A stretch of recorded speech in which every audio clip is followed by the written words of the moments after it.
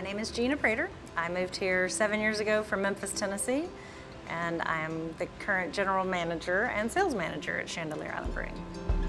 So the brewery began somewhere between 2012 and 2014.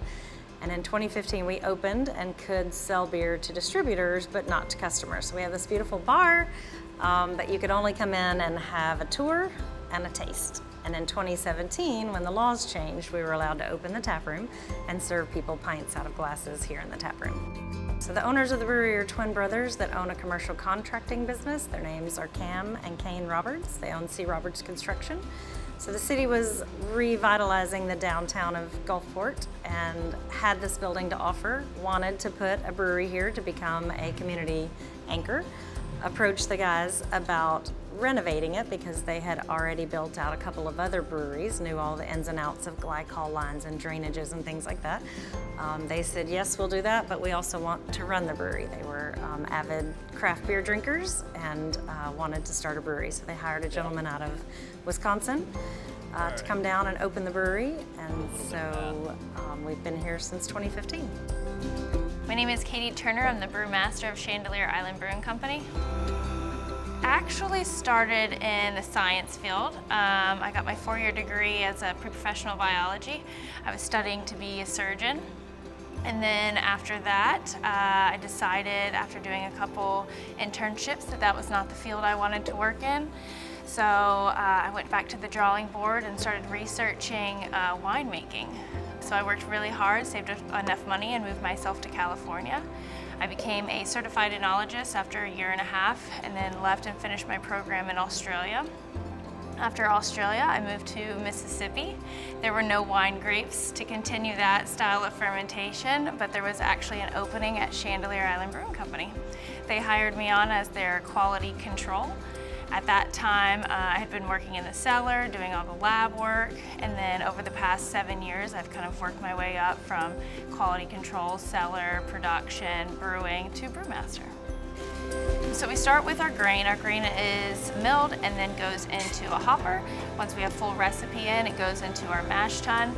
Our mash tun then is used to create wort. From that process, we take our wort into our kettle. It's boiled, hops are added, spices are added, and then we will transfer it using a heat exchanger to cool down the wort into our fermenters. Once it goes into our fermenters, we'll pitch yeast. That yeast will consume sugars and create alcohol, ethanol, and you will, at that point, once fermentation has completed, we will cap the tank and then send it into our bright tanks, which is our conditioning tanks or carbonation tanks, and then run it through our canning line, can it or keg it. And then it goes out for distribution or into our tap room. We have become the community anchor that the city had hoped for. We partner well with not only Gulfport Main Street, but all of the city events.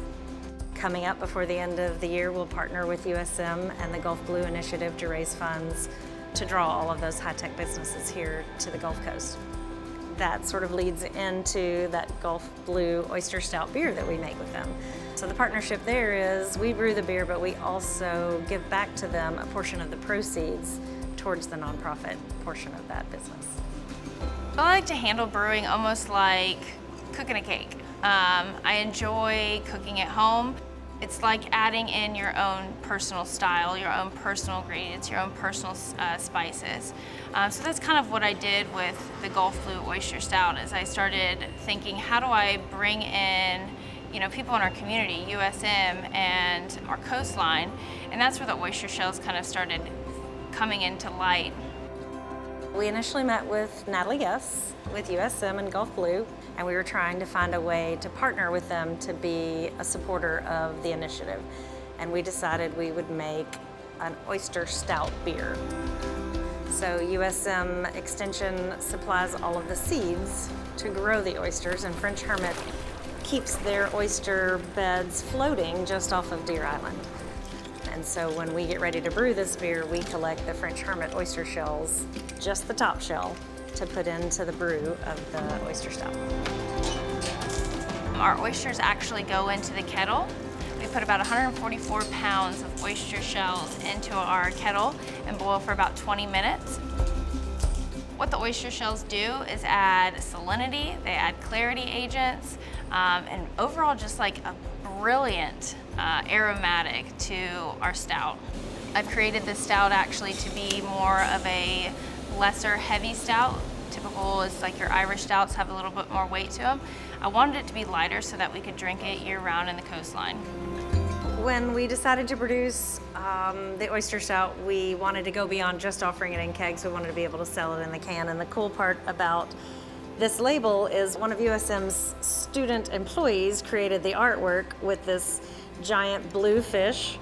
The front of the USM building here in downtown Gulfport, and then even the French Hermit Oyster has their logo on here.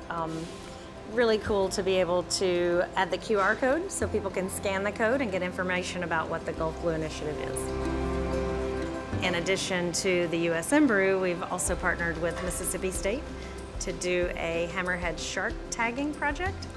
We have helped to sponsor one through the purchase and sale of their beer, and we get to track our shark up and down the coast and even down into South America.